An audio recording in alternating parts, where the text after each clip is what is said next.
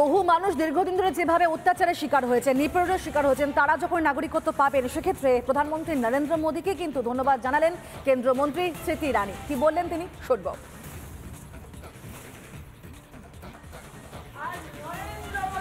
সর্বপ্রথম এই মঞ্চে থেকে আমরা ধন্যবাদ জানাই। সিএএ এখন পুরো দেশে ইমপ্লিমেন্ট করার ক্ষমতা ভারতীয় জনতা পার্টি রেখেছে। আমরা যে বলেছিলাম ওটাই করে দেখিয়েছি। আজকে নরেন্দ্র মোদীর জন্য আমরা সব হাততালি করে জোরসে আমরা অভিনন্দনটা জানাই। ये आवाज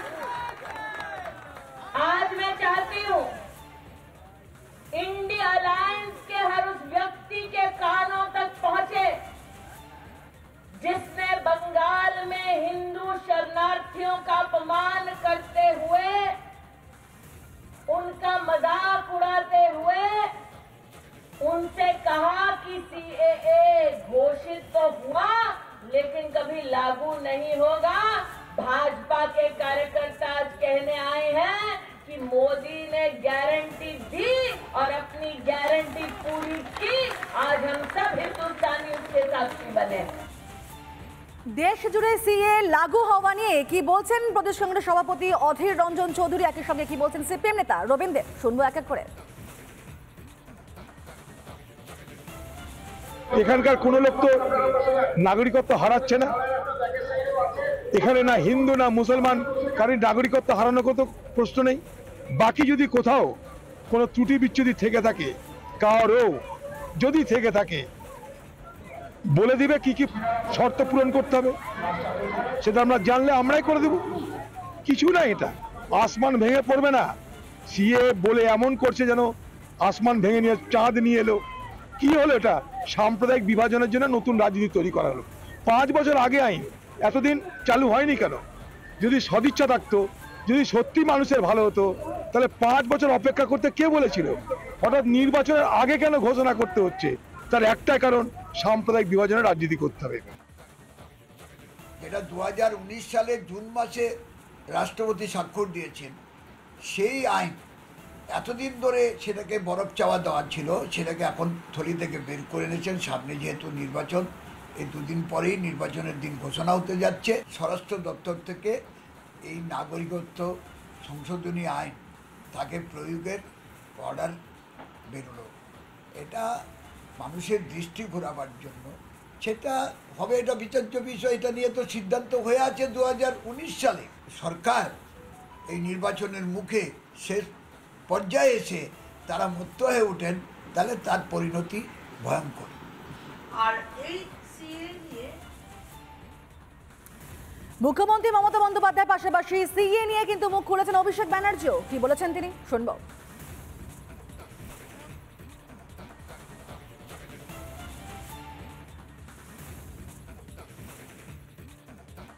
সিএ রুল ড্রাফট করে সংবাদ মাধ্যমে আগে ছেড়ে দেওয়া হয়েছে, তারপর নোটিফিকেশন হয়েছে।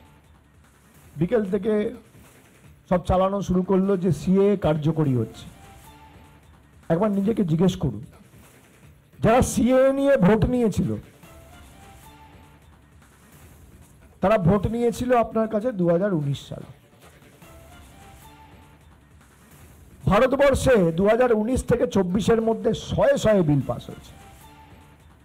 একটা বিলের নিয়ম বা রুল ফ্রেম করতে 1 থেকে 1.5 মাস লাগে। সিএ রুল ফ্রেম করতে লেগে গেল 5 বছর। কালকে যে সিএ রুল ড্রাফট করে ছাড়া হয়েছে, সেখানে খালি 40 পাতার ফর্ম, ভিতরে কিচ্ছু নেই। এই ফর্ম নিয়ে আপনি কোথায় অ্যাপিল করবেন, আবেদন করবেন, কিচ্ছু নেই। আর একটা গাজরের মতো, জুমলার মতো।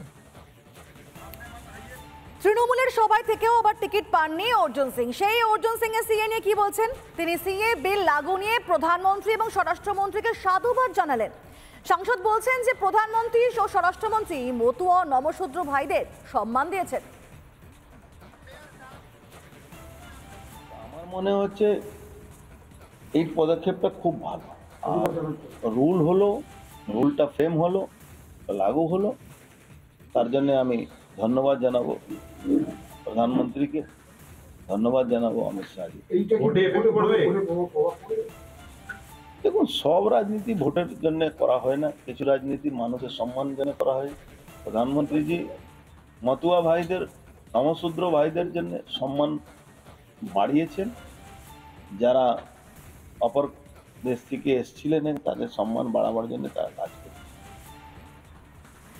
আপনারা শুনলেন যে সিএ নিয়ে কি বলেন অর্জুন সিং, এমন ঠিক সেই জায়গা থেকে কিন্তু প্রশ্ন উঠছে তাহলে কি লোকসভা ভোটের টিকিট একদিকে পেলেন না, অন্যদিকে অর্জুন সিং এর মুখে রীতিমতো মোদির জয় জয়কার, তাহলে কি ফের বিজেপির পথে যাচ্ছেন অর্জুন সিং?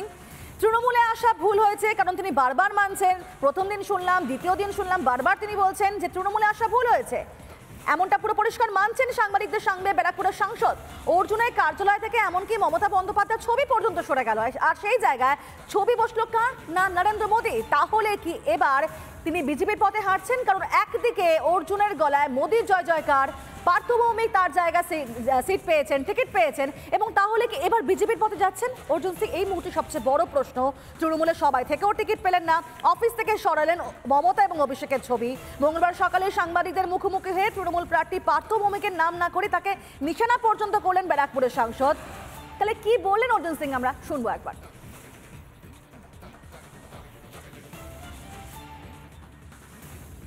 জ্ঞান পেলাম, আমি আমার যে জায়গা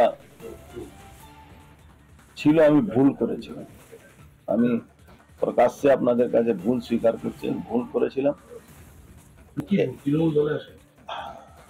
ভুল আমার ছিল। ভুল থেকে অনেক কিছু শিক্ষা নিলাম, এটা পুরো একটা বই তৈরি হয়ে যাবে, বইটা তো বলতে পারবো না, কিন্তু একটা জিনিস আমি দেখলাম এই ব্যাপারে আমার থেকে বেশি আমার ছেলে দূরদর্শী আছে। সে আমাকে বারবার বলতো যে তোমাকে এরা টিকিট দেবে না, তোমাকে এরা অসম্মান করছে, ইটস এ প্ল্যান, এটা প্ল্যান তহত এই কাজগুলো হচ্ছে। ছেলের কথাই সত্যি হলো। এখানে আমি স্বীকার করছি কি আমার রাজনীতি জীবন অনেক বেশি, কিন্তু ওর কাছে আমাকে শিখতে হবে। সংশোধনে তো সময় বলবে, জানি না বা বুঝি না, কিন্তু মানুষের আবেগ মোদিজির পক্ষে আছে। আর পক্ষে মোদি জনগণের আবেগটা মোদিজির পক্ষে আছে। নিশ্চিত থেকে ভালো রেজাল্ট হবে বিজেপি, নিশ্চিত ভাবে ভালো হওয়ার কথা। ব্যারাকপুর কি হবে? ব্যারাকপুর যেখানে ছিল সেখানেই থাক। বিজেপি কোথায় ছিল? বিজেপি ছিল।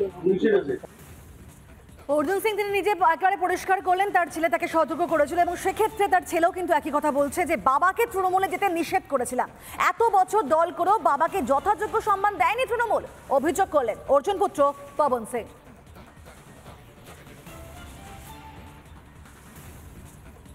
বাবা ডিসাইড করেছেন কি আমার দল ছেড়ে, বিজেপি ছেড়ে টিএমসি বাবা ডিসাইড করেছে কি যাবে। আমি বাবাকে একটাই কথা বলেছেন কি বাবা আপনি ভুল করেছেন, কেন কি ওই দলে আপনি 20-25 বছর কাজ করেছেন, ওই দল আপনাকে কতবার প্রমিস করেছেন আর কতবার আপনার প্রমিসকে ফুলফিল করেছেন আপনিও ভালো করে জানেন, আমিও জানি।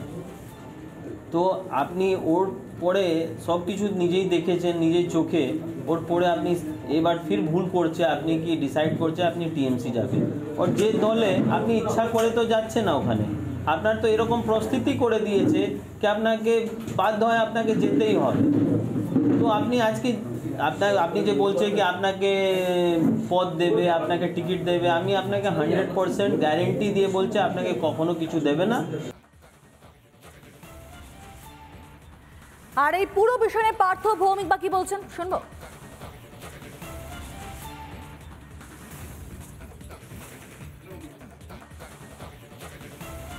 ও তো জানে, ওর সাথে আমার কথা হয়েছিল, আমি বলেছিলাম যে আমি আজ সোমবার, এরপরে দিদির একটা প্রশাসনিক মিটিং আছে, আমি 2 দিন ব্যস্ত, তারপরে আমি তোমার কাছে যাচ্ছি।